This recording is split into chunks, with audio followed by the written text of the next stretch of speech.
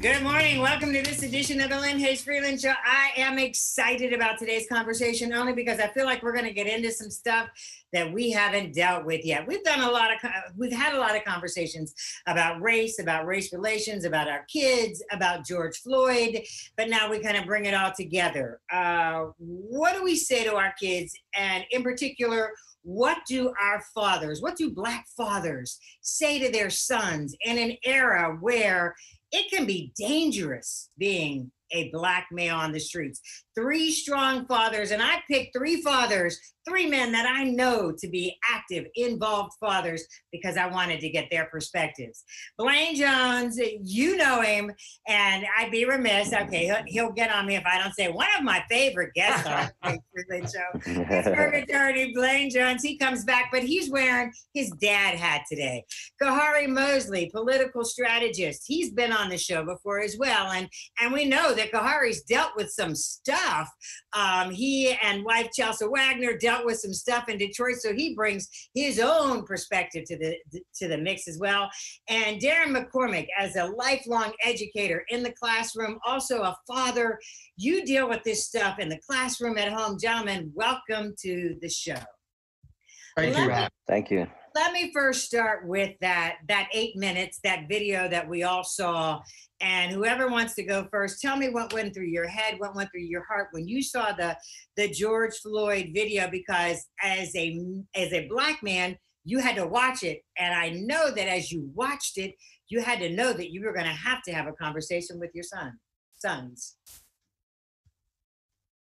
You know, from my perspective, Lynn, I really looked at it as I was shocked and I couldn't get through the entire video. And, you know, if I step out of my dad role and I go back to the lawyer role, unfortunately, I've seen a lot of homicides on tape. It's what I do for a living.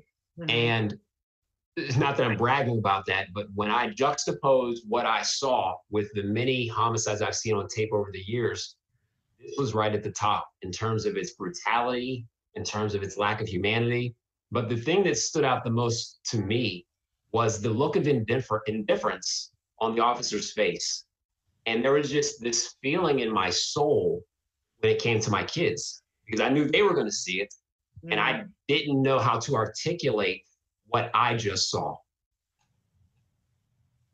Yeah, absolutely. You know, and honestly, you know, I've never watched, you know, the entire video. You know, I've only really seen snippets of it. You know, I've never really been able to bring myself, you know, to watch the entire thing. So I've kind of, you know, seen, you know, snippets. I've never really, you know, seen some snippets of, you know, after he was motionless and you know, and some of the, you know, just really gut-wrenching footage that was captured of the conversations that were going on between the concerned citizens and the law enforcement, you know, from Minneapolis, you know, and obviously, as you know, I was in a situation, you know, in Detroit, you know, that thankfully for me didn't turn out, you know, that way. But we know that so often, it could have.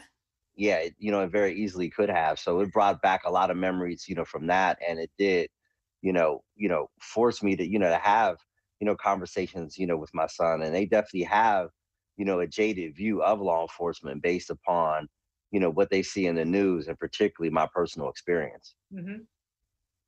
Darren, yeah, when I first saw the video, and the more I thought about the video, and I as well have not watched the entire 8-minute 46 second of the video as well, but I'm looking at the apparent height and structure, the size of Mr. Floyd, and the size of the police officers. And he could have easily resisted his arrest in a stronger form than he was apparently in the video. So what did it take for them to get him on the ground and for them to literally have a knee on his neck, on his back, on his shoulder, et cetera, you know, to keep him down on the ground? You know, I think it took a lot of aggression on the police officer's part. He could have resisted even more so, but he wasn't, because of, according to his size and the police officer's size, who literally had his knee on his neck, he could have been easily overpowered, but he wasn't overpowered. So Mr. Floyd was not resisting, at least in those, particular moments, before his heart attack, his death. It was just very problematic for me, very painful. I felt disrespected. And I'm just watching the video. And I'm 6'4". I am 285 pounds. And I'm a big guy. So that could have easily have been me. I've been raised, my father always told me, you're a big man.